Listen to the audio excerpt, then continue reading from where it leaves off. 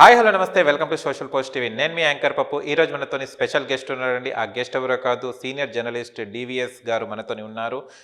AP రాజకీయాల గురించి సార్తోని మాట్లాడి తెలుసుకోవడానికి ప్రయత్నిద్దాం. నమస్తే సార్. నమస్తే. ఎలా ఉన్నారు సార్? Fine fine. ఓకే, ఆంధ్రప్రదేశ్లో చూస్తే కనుక మనకు కొత్త పార్టీ కూడా రావడం వచ్చింది. జేడి లక్ష్మీనారాయణ గారి జై భారత్ నేషనల్ పార్టీ. దీనికి ఆంధ్రప్రదేశ్లో ఎలాంటి ఆదరణ ఉండబోతుంది సార్? ఇది యూత్కి ఎంతవరకు యూజ్ అవుతుంది ఈ పార్టీ? ఇవన్నీ వేస్ట్.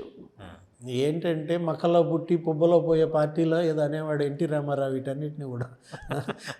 అంటే ఏంటంటే వీళ్ళు దేనికి పనికి వస్తారంటే చెడగొట్టడానికి పనికి వస్తారు తప్ప గెలవడానికి పనికొచ్చే పార్టీలు కావు ఇవి.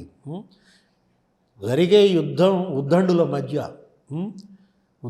మధ్య యుద్ధంలో ఇవన్నీ కూడా పెడితే తలకాయలు నలిగిపోవటం తప్ప ఎటువంటి ఆశలు ఎటువంటి లక్ష్యాలు ఇవి చేరేవి కావు, నెరవేర్చేవి అంతకన్నా కాదనమాట. మనం చూసాం చరిత్ర గతుల్లో ఇలాంటి పార్టీలు అనేకం.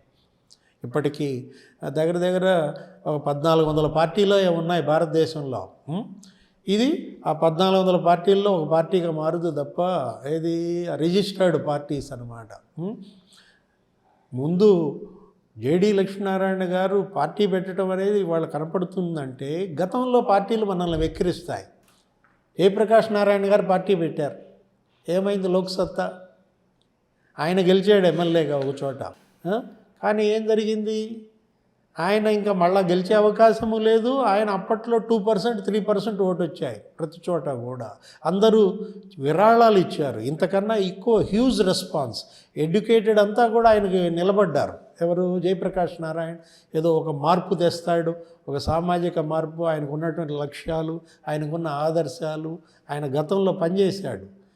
లోక్సత్తాని ఒక ఉద్యమ సంస్థగా తీసుకొచ్చాడు. ఏదో ఓటర్లను చేర్పించటం, ఆ ఓటు విచక్షణ వివేచన పెంచే సదస్సులు నిర్వహించడం, రౌండ్ టేబుల్ కాన్ఫరెన్స్లు పెట్టడం, నియోజకవర్గ స్థాయి దాకా వెళ్ళినటువంటి లోక్సత్తా తర్వాత ఇప్పుడు ఏమైపోయింది? ఓకే,